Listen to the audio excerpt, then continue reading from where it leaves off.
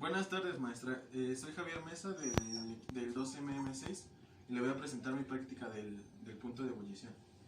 Para esta práctica el material que vamos a utilizar va a ser agua, alcohol etílico, termómetros y una jeringa. Para empezar con el experimento, es bueno saber antes qué es lo que vamos a tratar de definir. Antes que nada, la definición de punto de ebullición es la temperatura a la cual un líquido cambia de estado al estado gaseoso. Y la pregunta que queremos contestar o el objetivo de esta práctica es: ¿el agua puede alcanzar su punto de ebullición a una temperatura menor de 100 grados? Es la pregunta que queremos responder con este experimento. Bueno, para empezar, el procedimiento va a ser: vamos a medir la temperatura de los dos líquidos que tenemos, en este caso el alcohol y el agua. Posteriormente, vamos a llenar la jeringa a un cuarto de la capacidad de la misma y vamos a ejercer una presión tapando el orificio de hasta arriba de la jeringa y jalando el émbolo para, en este caso, crear una presión, y vamos a observar qué es lo que sucede. Pues vamos a comenzar.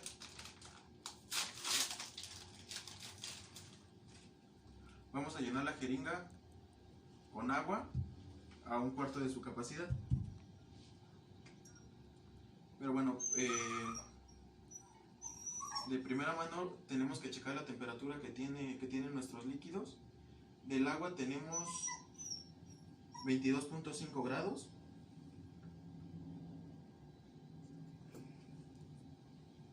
Y del alcohol tenemos 15.5.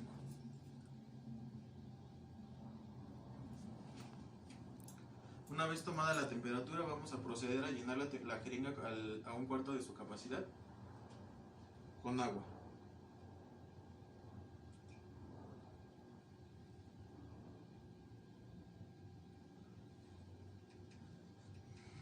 Una vez que ya llenamos la jeringa a la capacidad que queríamos, vamos a presionar la punta de la jeringa con nuestro dedo firmemente para que no tengamos ninguna fuga de aire o que se nos vaya a salir el líquido.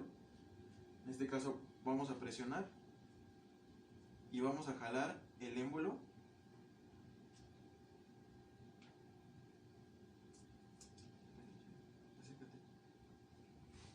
Bueno, este era el fenómeno que queríamos observar.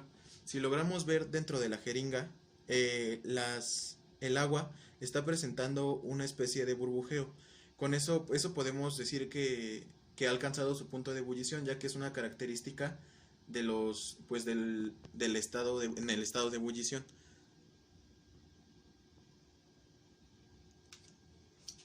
Pues volvemos a hacer desde otro ángulo para observarlo mejor. Procedemos a tapar fuerte la parte de hasta arriba de la jeringa. Jalamos.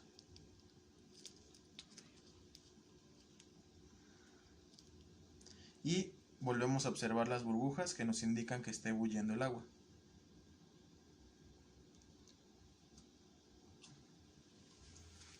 Vamos a proceder a hacerlo con el alcohol, a ver cuál es la reacción que notamos.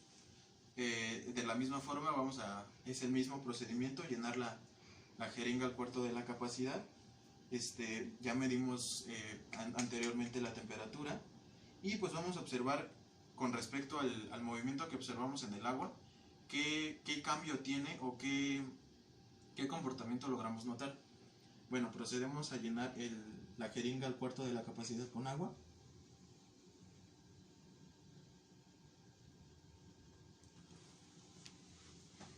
En este caso pues ya lo llenamos.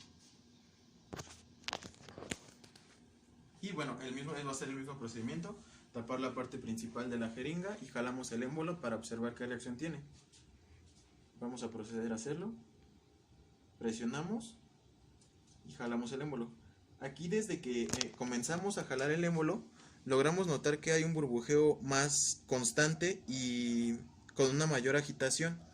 Lo volvemos a hacer desde otro ángulo para que se pueda observar mejor.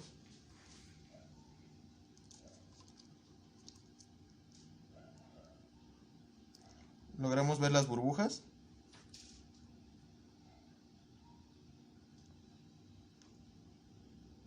Y bueno, aquí de primera mano lo que pudimos observar que es más notorio es que con el alcohol tenemos un movimiento más constante y pues lo que se podría decir acelerado que con respecto al agua. En el agua observamos un movimiento, pero el movimiento fue pues demasiado esporádico, a diferencia de, del alcohol.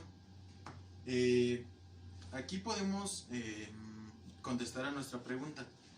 ¿El agua puede alcanzar su punto de ebullición a una temperatura menor a 100 grados? Pues en este caso logramos observar que al nosotros aplicar una presión, el punto de ebullición de la temperatura, aún sin estar a 100 grados, fue posible llegar a su ebullición. Fue lo que observamos con las burbujas. Y en el alcohol, pues, al aplicar una menor presión, ya que en el momento en que nosotros comenzamos a bajar la jeringa, empezamos a observar que las burbujas comenzaron a salir. ¿Esto a qué se debe? Pues que el alcohol tiene una volatilidad muy alta. ¿Qué es ¿Cómo podemos entender la volatilidad?